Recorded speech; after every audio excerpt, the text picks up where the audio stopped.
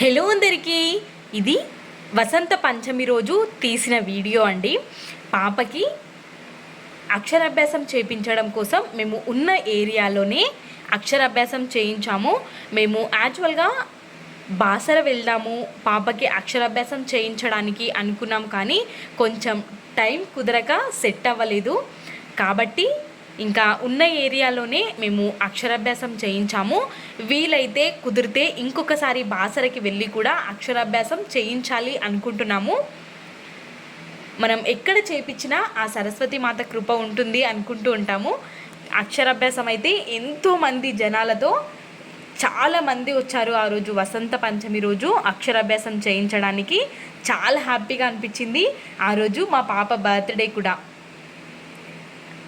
మా పాప బర్త్డే రోజే వసంత పంచమి రావడం, మేము అక్షరాభ్యాసం చేయించడం చాలా హ్యాపీ. అసలుకి మా ఫ్యామిలీ మొత్తం వచ్చేసారు, అమ్మ వాళ్ళు, అక్క వాళ్ళు, తమ్ముడు.